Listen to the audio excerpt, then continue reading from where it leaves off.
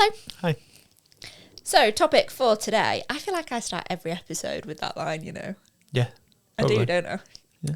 But here it is, the topic for today. PR stunts. Yeah. There's been one in particular that's been in the news recently where a brand has gone and done this big, amazing PR stunt and it's backfired terribly. And we've seen it happen with brands at all sizes before. So that was a good one to discuss. Yep.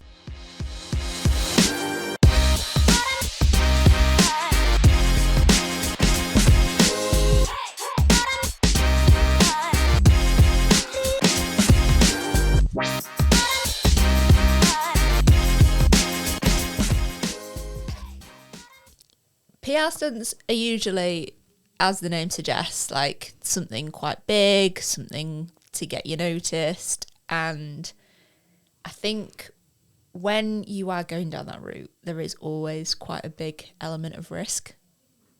There shouldn't be, because it should be really well planned out, well thought out, but we've seen them go wrong on numerous occasions. So the one that kind of got me thinking about this topic was, I think I sent it to you the other day on Slack, Arc'teryx did like a big a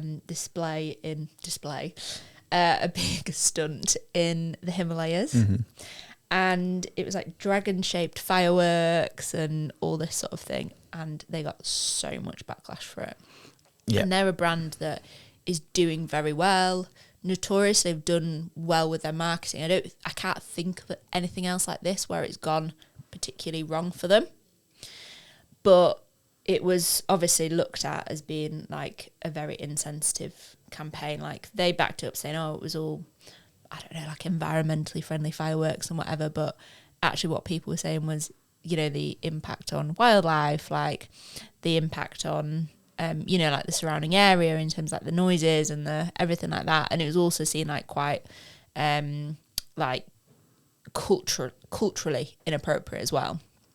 It's quite an interesting one because obviously they're a brand they're following, it's become more fashion led, but notoriously it's people that enjoy the outdoors, have great respect for the outdoors, have great respect for places they visit. So even from that sense, it felt quite off to start with. And it's just interesting that it gets that far down the line to the point that nobody... Was it agency or was it in-house? I think it was agency that I haven't seen anywhere saying who the agency was.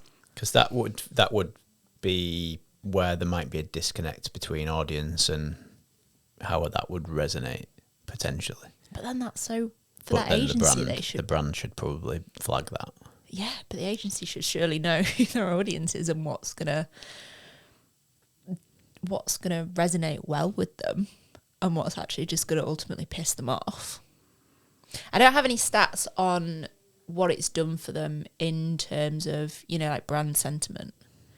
But it would, I mean, you're never gonna know that unless you're in the room and behind that data, but you can kind of imagine something like that made not just like marketing news, it made like national news as well. Like I think the article I sent you was a BBC one. Yeah, I think culturally insensitive is how I would describe it. Yeah. For a brand that is technical mountain wear is how I would describe them, right? Yeah. They're pretty hardcore. So yeah. the venue for the stunt makes sense in association with the brand. Yeah, being in the mountains, perfect sense, but... What they've done there is not on point, really. How do you think, like, you know, if you're in that situation, like, how do you get out the other side of it? If I were the CEO of Arc'teryx, I would have publicly owned the shit out of it. I would have been like, this is absolutely the wrong note. Yeah. Public apology. Try and recover some level of, I don't know, some level of public acceptance by gesturing to the area. I don't know how they would do that, but I would be looking for ways in trying to correct what had happened, but also correct a really big fuck up. owning the fuck up, I think, would have been like accountability in that context is if it's genuine, is something that will ease the discomfort of the existing audience. So the loyalists that have taken offence to it, like the people that are obviously brand loyalists, which will have a strong community. Yeah, really strong, yeah. Would probably respect the accountability, and it would fall in line with the brand values, I imagine, as well. So if I were in that position, I would have been like, right, I'm going to do a public apology and I'm going to own it, and then I'm going to also action something off the back of it to try and recover some of the impact that it potentially has had. There's a thing we've seen in the past, because it's funny that you said, was it in-house or was it agency, where a brand has like blamed an agency when things like this have gone wrong, or solo whatever stove else. campaign. But then an agency doesn't just do something without brand signing it off. No, they don't. Ever. That's not a thing. So even if you turn around and was like, well, this agency did it for us, there's still, the accountability still comes back to the brand, I would say, every single time. Yeah, that scale, definitely. I think there's no way that something of that magnitude would just be delivered without consent. And also, an agency should know a brand well enough, know an audience well enough to be able to foresee how something would land. But there's still some accountability that has to be held by the brand in making sure they're fully aware. It's tricky, though, because often what happens is the outcomes take the precedent. So the purpose of that campaign will have been drive awareness of the brand, get coverage, all this kind of stuff. There'll be KPIs. I mean, they did that. Well, not in the right way. The old saying of the no news is bad news is... I think that's bollocks. Well, yeah. But those results will have been quite high up the list in terms of priority, and I think sometimes that decision is taken to put the results first when in reality it's gone the other way, hasn't it? How long does something like that follow you around? You know, for a brand, like obviously that is now part of their online footprint, essentially. You know, you search them, those news stories will always be associated. There's no hard and fast rule, but in your opinion, how long do you think it takes? I think it comes down to the response. If it's never met head on from the brand, I think the long-term impact is going to be more severe. Yeah. But I think if it's met head on and the response is genuine, it lessens the longevity of the impact, because it gives people the opportunity to accept that it was a mistake, and then they can move along and they can course correct. Because some things like this don't get forgotten. So there's one I sent you, I don't know whether you got a chance to watch it, that was Balloon Fest. And it was it was like a US city, I think it was Cleveland actually, where they were trying to get like a Guinness World Record for most number of balloons released or something ridiculous. And it was way back in the 80s. So in a time when people were probably less concerned about things like plastic pollution and whatever else. So that didn't enter people's minds. Because that's not even the thing that really fucked them over, to be honest. It literally like shut down the city. They had to like ground aeroplanes and everything because nobody foreshadowed that by releasing 1.5 million balloons into the sky, it literally blocked the entire sky. They were blowing down onto like motorways and stuff. They had to shut down like the entire city for like more than a day, I think. And it was massive. And that's still something like people talk about it now. Like I've been to multiple marketing like conferences and talks and stuff where that gets brought up as an example of. That's just missing logic though, isn't it? Like, what do they think's going to happen? they get a world record. Like the whole town was behind it. So like leading up to it, like the whole town was behind it. Like the crowds that come out to like see it happen were massive. And I think it was a way of like driving tourism or something like that. But it's still cited now very, very regularly as like a example of a PR stunt gone very wrong. Yeah. So it's not, so like we're saying there, like with Arcturix, it's on, that's a smaller scale. I don't think it's going to have the same lifetime as something like that. But people are still talking about that. That happened in 1986, and it still gets brought up now on multiple occasions as like an example of marketing gone wrong. So it's not just something that disappears. I bet you won't be able to get away with doing something like that now, though, in a major city. Absolutely no way. No way. I bet it brought in, I bet that forced a lot of restrictions to be brought in. It will do, yeah. I mean, even just releasing that amount of plastic into the world, like we wouldn't even think of that now. Well, we've done campaigns and quote campaigns in like New York, for example, and the amount of permits that you have to obtain to do even the smallest thing that sits outside of like day-to-day life. Yeah, mad. Is crazy. Yep. And expensive. And do you know, it kind of should be. Well, yeah, it's safety in it at the end of the day. And also, if you went to a city and just on every street was some massive big marketing stunt going on, it would be ridiculous. And if it was too lax, that's how it would feel. Because it's probably still cheaper than a billboard in New York. Yeah. Maybe. Yeah. I think that the where PR is at the moment, there's an art to being able to cleverly and effectively insert yourself into culture. Yeah. And I'm talking about like pop culture in the context of like Arcturix. Their brand culture is what they've upset because it sits outside of like current affairs topical. Yeah. So the way that they've fucked that up is by swimming against the brand values. Yeah. And then obviously I think when it gets legs outside of the community and it gets picked up by mainstream media, it comes under further scrutiny, doesn't it? And there's a little bit of like crowd mentality, isn't there, jumping on it, where especially negative people are much more inclined to share negativity than they are positivity. There's some good Reddit threads on that. Yeah. So I can see where it perhaps has gone wrong, but the game is changing at the moment from a PR perspective. I think it's a much more reactive space. I think content is having to become much more reactive, and I think being able to insert yourself into conversations is getting more difficult. I think we're seeing a little bit more as well of these like smaller PR stunts, but then they get the scale through social media. Well, algorithmically, you don't have to have a following.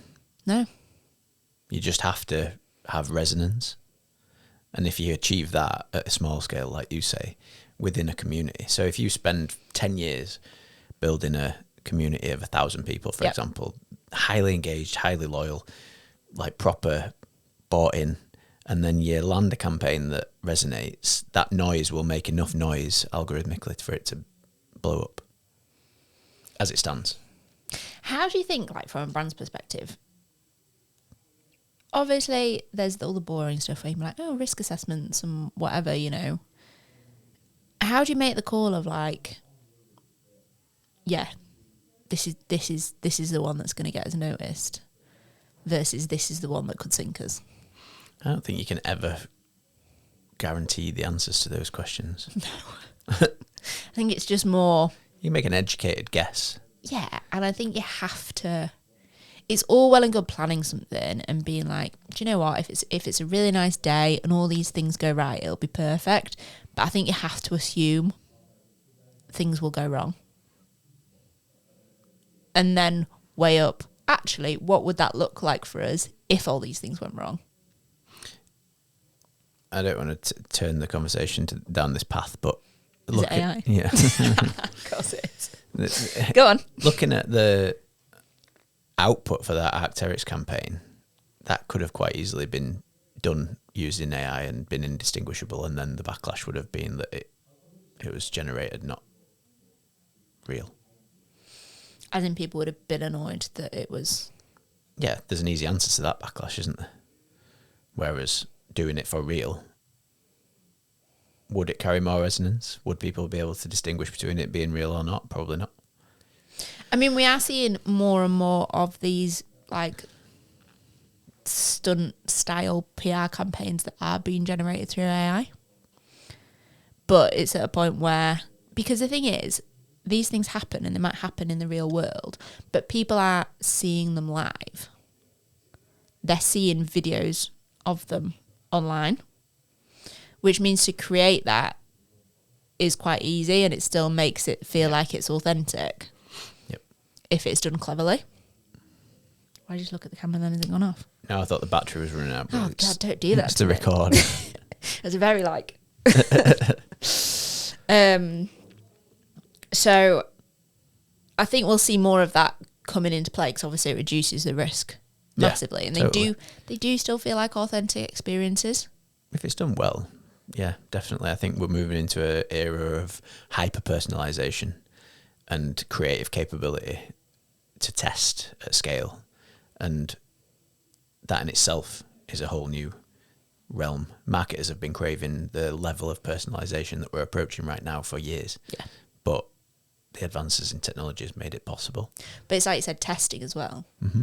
You know, the cost of putting on something like a big PR stunt is... But that's where the ridiculous. value of brand comes in. Yeah. You build brand properly and you generate that community. Like, say, it might take you 10 years to get 1,000 loyalists. But those 1,000 loyalists form your foundation for everything else. If you were planning sort of like for a brand now, you know, looking into sort of larger scale event or stunt, yeah, let's go stunt, because I think that's more what we're getting at here.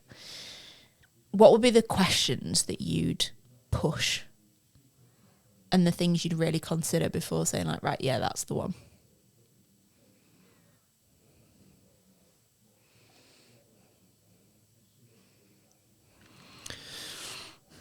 Does this meet the expectations of the brand within the target audience? Values, yeah. Would it align if a loyal customer saw this, would they be happy or sad? Mm-hmm. Then obviously the purpose, the resonance would need to be considered, the KPIs. But I think reframing PR as a long-term, consistent channel is how it needs to be done. Yeah. Which lessens the need to shoot for virality. Mm-hmm. I think 3 years ago, the industry's obsession around creating that one campaign, The viral the one that goes mental, and that would be a brief. Yeah, I want to go viral. Yeah, create a viral campaign would be a brief. But flipping it on its head, creators, influencers, PR, all these things that have been splash approaches, that's the wrong approach. It's inconsistent. Brand growth and ROI intrinsically live together. Mm-hmm. We know that. And the best way of developing it is thinking in 10-year cycles, not 10-minute cycles. And I think that's the shift that I'm seeing at the moment with PR. There's a good one, actually, that we've not talked about yet, which is the Build-A-Bear one. Because this is a little bit different because of the people that were affected by it. So they did a campaign in 2018. Check notes. And the line or the idea behind it was you pay your age for the bear. So whatever your age is at the time, on this one day, that was the amount it would cost you. So it was a set day, and they said, you know, come down to the store on this day, you'll pay your age, basically. And they just had completely underestimated the number of people that would take them up on the offer. So they had queues of like hundreds of people at these stores, and they obviously didn't have the staff to fulfill it. They didn't have the stock to fulfill it. They didn't have the capacity at the shops to, you know, actually deal with this amount of people, which obviously was hugely distressing because you've got families and kids waiting in line that then don't even get anything off the back of it.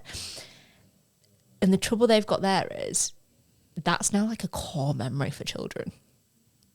Like at that point, you're not just getting like bad press in the news, which they did, but you've actually all of a sudden got this whole massive group that are your future buyers and potentially like lifelong buyers, because, you know, they're people that will grow up, have their own kids, bring their kids to store, etc. They've now just got the worst memory.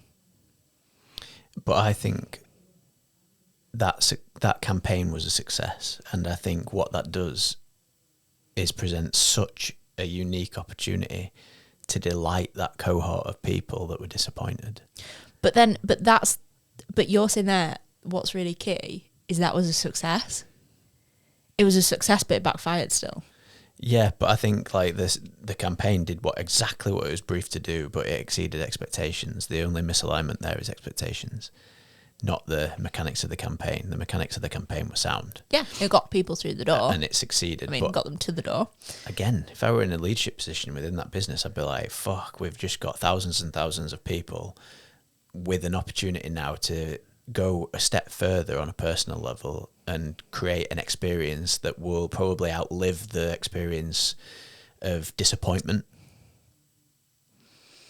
Disappointment is short-lived, and handled in the right way, being able to turn that frown upside down is, I think you've got a great opportunity there. Oh, I would not look at it like that. I would solve that problem. It's solvable. I'll give you that. It's solvable. I just think you've got so many things that you could do there. And then you've got the opportunity. And also, like, you think about the short burn on the people that got what they wanted out of the day. Yeah. Versus the potential of taking the people that didn't get it and that were disappointed, and then what experience you deliver to them from that point forwards. You probably got more chance of getting a better lifetime value out of that cohort of people than the people that were the short burn, got the cheap bear, that's it, never see them again. Like, they were probably just quick in it. And to be fair, that in-store experience probably wasn't amazing either. 100%. With that amount of people. So, I would have probably been, I'd have liked to have been on the ground with that. Oh, I would not.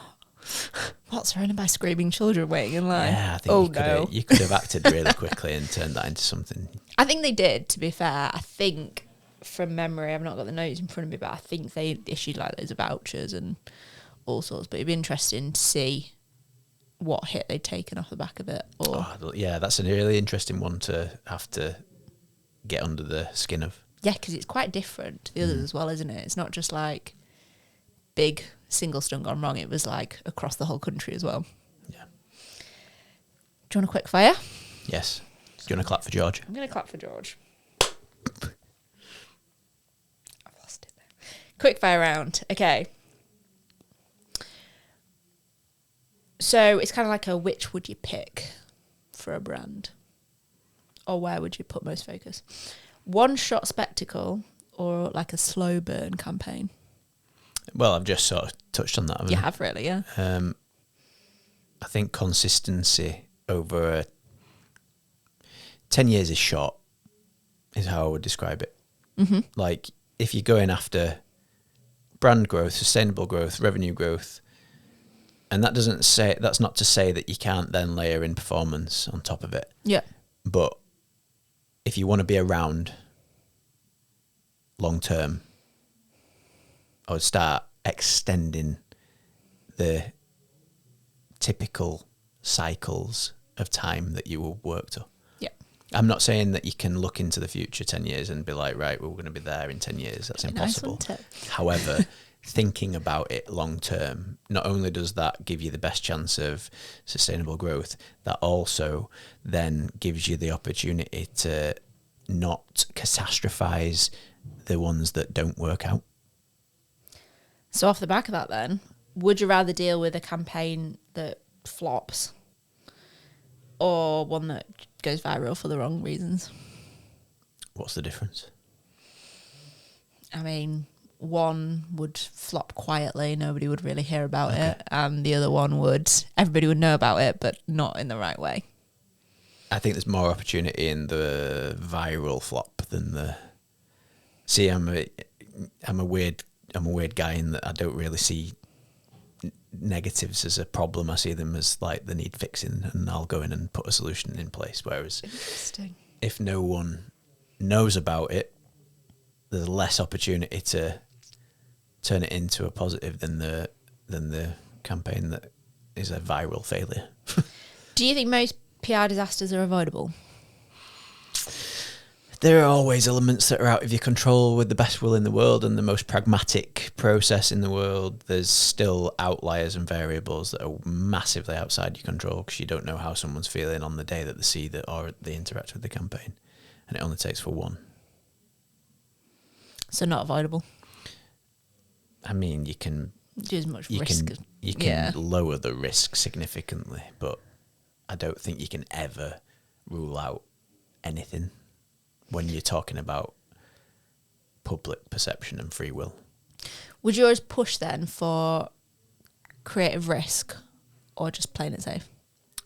But there's a difference between emotive creative and tone deaf creative. Mm-hmm.